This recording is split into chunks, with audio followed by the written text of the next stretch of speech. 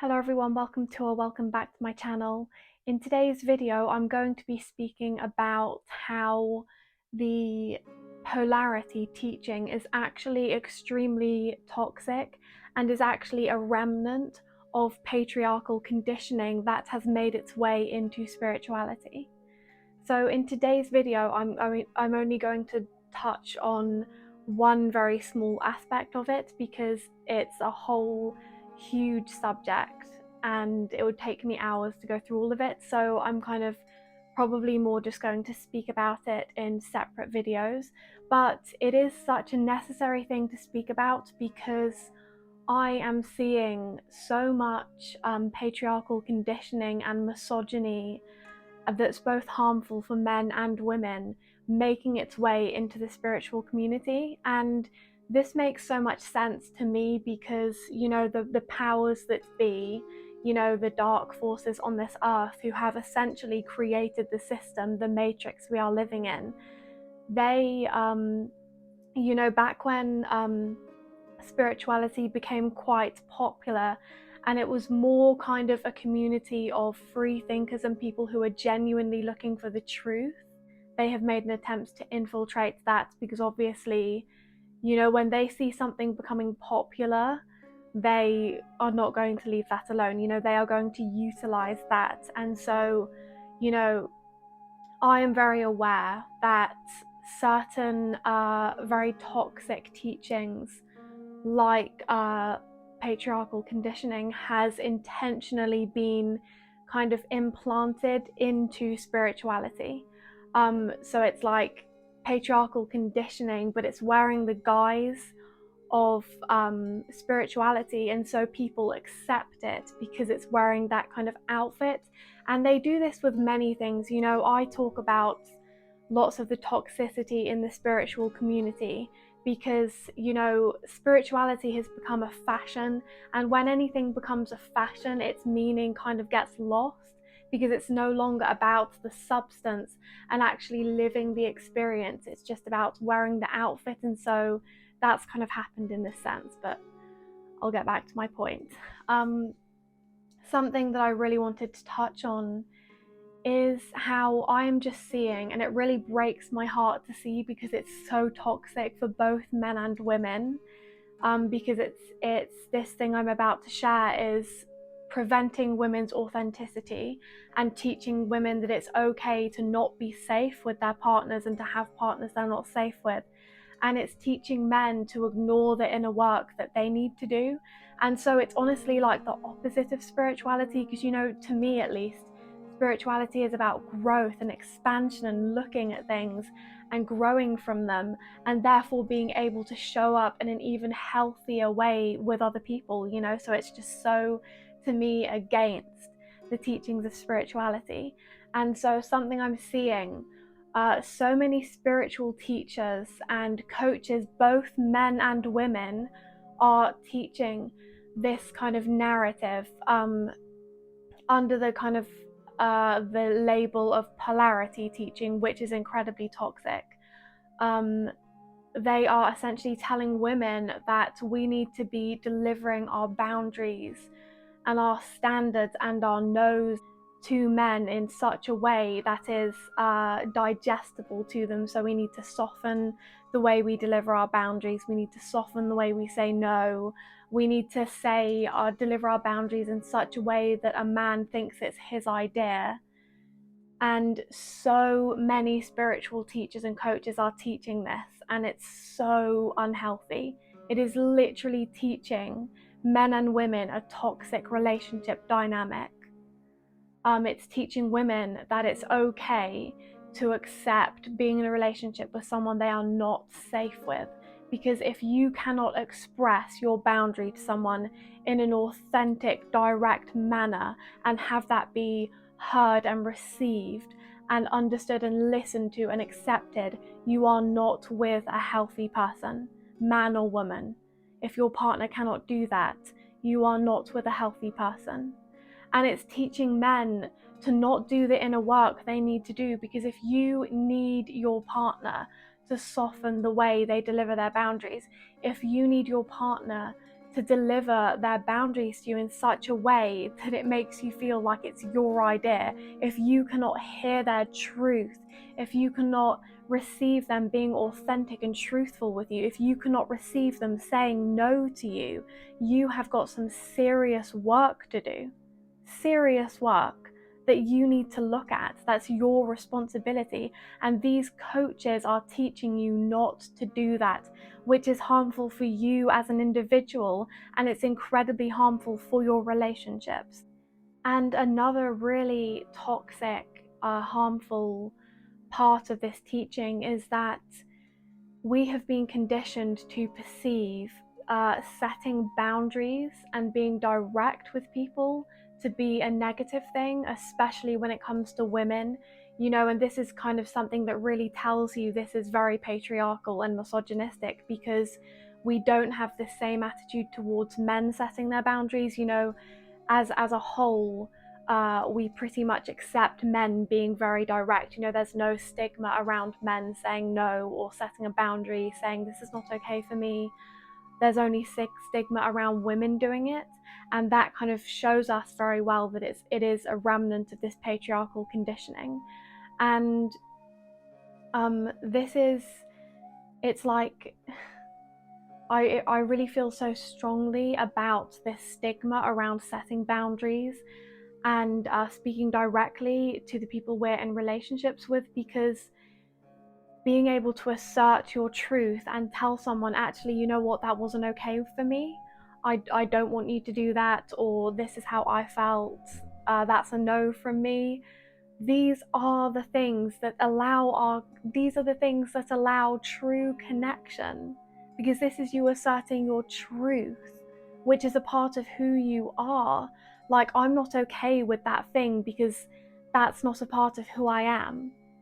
As a being, I'm not okay with that. That's me, that's who I am. If there's no room for you to do that in a relationship, there is no room for you in that relationship. There's no room for connection. And this is something along my journey with my relationships, romantic and otherwise, I have really learned that the biggest indicator for me of whether or not I'm in like a healthy relationship is whether or not I can express my truth, even if it's kind of difficult for the other person to hear, and yet still be received and have that accepted and have the person respect my no. That is, to me, one of the biggest indicators of whether or not you are in a healthy relationship. Because it is so easy for somebody to accept you when you're saying yes to them. And it's much harder when you are saying no. So in those moments when you say no, that is a real true indicator of whether or not you are in a healthy relationship, because the reality is many people will accept us when we are saying yes and we're in alignment with the things that they want. So it's like when we then say no and say, actually, no, I don't want to do that, or no, I don't feel that, or no, I'm not okay with that, or this thing you did wasn't okay for me. That is a moment that really reveals to us who we're dealing with and whether we're actually in a healthy connection or not. And you will notice that when you come to these moments in relationships where you do need to set a boundary, or you do need to say no, or you need to say this wasn't okay for me, they are the moments that will really reveal who somebody is. And you will notice that many people will be angry with you and the connection will end, rightly so, because if someone is angry with you for saying no or saying something isn't okay for you, that is a very unhealthy person, and that's not a safe space for you to be in. And vice versa, many people you will discover will be like, okay, I respect your no, and I hear you when you say that I did something that wasn't okay for you, and I take that on board, and that allows you to have a deeper level of connection with those people, because you've shared your truth with them and had it received, even when it may be difficult for them. And we all have to do that, not just the other person, you as well, because these are moments that inevitably come up in relationships.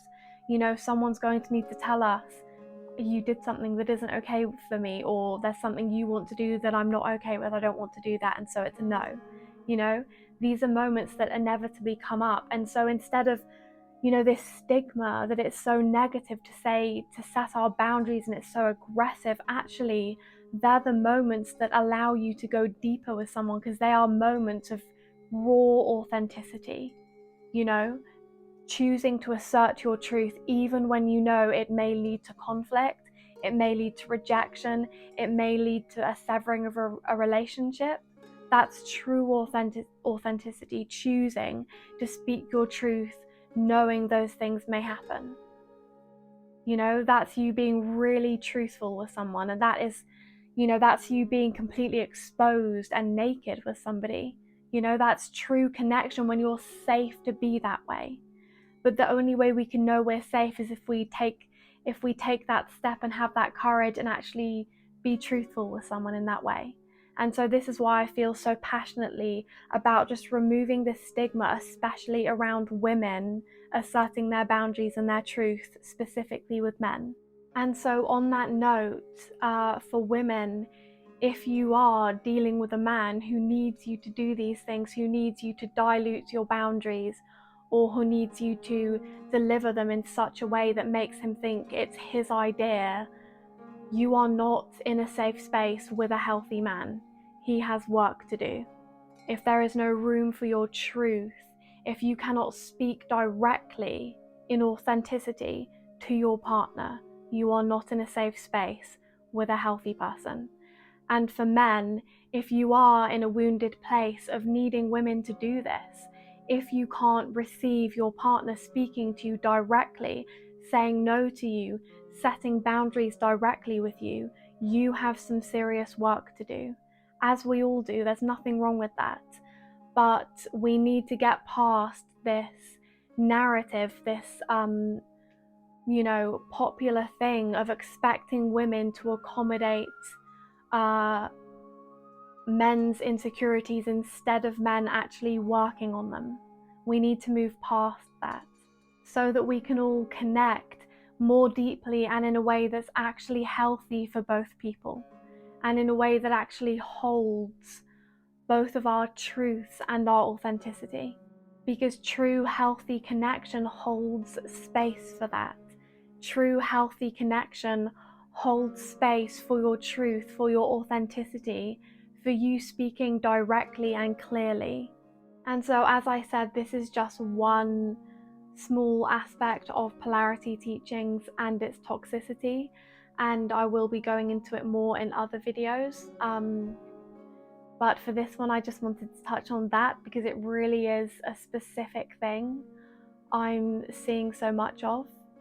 And polarity teaching is so unhealthy for both men and women, because these patriarchal teachings, they basically prevent authenticity. For example, there's stigma around women setting boundaries and saying no, and we're seen as aggressive for that, when it's the very thing that allows true connection.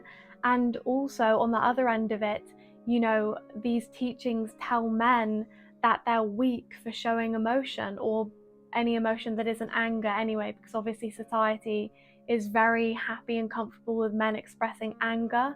But then when it comes to showing the more gentle, healthy emotions like affection, compassion, speaking about their emotions and processing through them in a healthy way, there's so much stigma around that.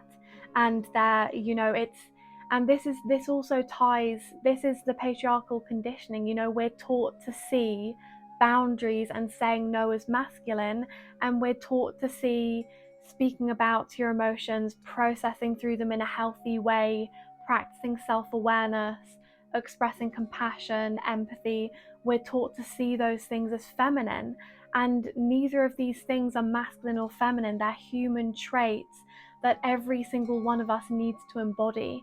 And this is one of the reasons why we need to move past this patriarchal conditioning that's made its way into the spiritual community, that a lot of people are falling for, and it's preventing their authenticity, and it's preventing them choosing healthy relationships and showing up in relationships in a way that's actually holding space for who they truly are and their authenticity and their truth, which allows true connection. So it all ties together.